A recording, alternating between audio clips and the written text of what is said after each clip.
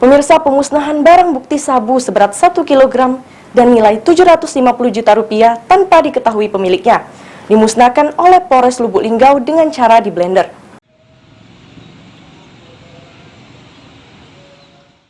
Barang bukti narkoba seberat 1 kg sabu tak bertuan dimusnahkan oleh Satres Narkoba Polres Lubuk Linggau dengan cara di blender.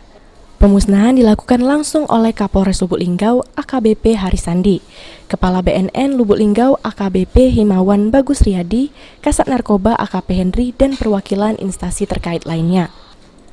Menurut Kapolres Lubuk Linggau AKBP Harisandi, narkoba senilai 750 juta rupiah merupakan hasil ungkap kasus pada 30 Maret, di mana penggerebekan dilakukan polisi di rumah yang berada di RT 01 Kelurahan Simpang Priuk, Kecamatan Lubuk Linggau Selatan 2.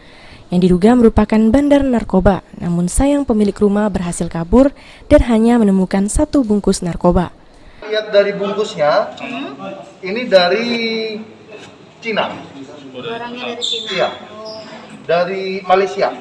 Sebenarnya pintu masuk ke Indonesia itu banyak, bukan cuma di Aceh aja. Nanti saya diprotes orang Aceh lagi. Dari Medan bisa, Pekanbaru bisa, pokoknya yang perbatasan dengan Malaysia. Dari Kalimantan juga bisa. Ini TSK-nya nih? TSK-nya nih? Tersangkanya kita proses semuanya.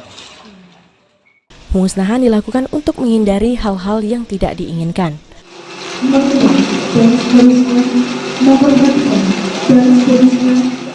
Tri Hajaria, PAL TV.